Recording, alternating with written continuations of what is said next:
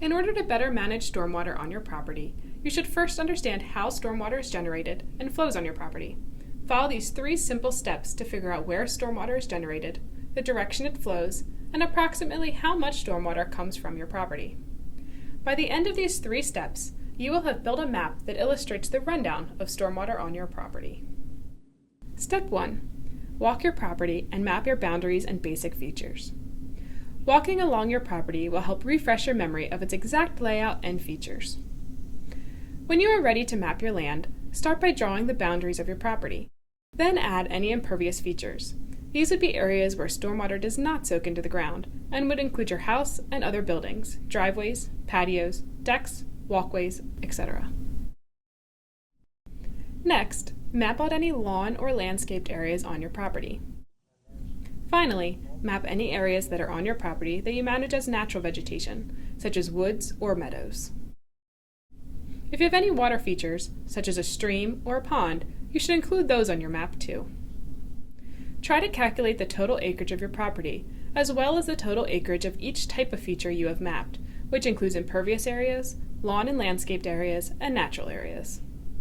The total acreage of your property should equal the sum of these 3 areas. You may want to use a tape measure as you walk around your property to measure the acreage of the different features. Step 2. Assess and map your stormwater flow. The next step is to show where and in what direction the runoff flows on your property to identify any problems it may be causing. Common stormwater problems may include large puddles, damp basements, soil erosion, and eroded stream banks. The ideal time to assess stormwater flow would be during or immediately after a rainstorm. Make a special note of where stormwater may concentrate and flow and the direction of that flow during a rainstorm. Look for and map the following: roof downspouts, stormwater flow paths, areas of ponding, gullies or ditches from soil erosion. Using arrows and labels, identify these items on your map. Step 3. Estimate how much stormwater is generated on your property. The majority of annual rainfall in south central Pennsylvania comes in the form of small storms of 1 inch or less.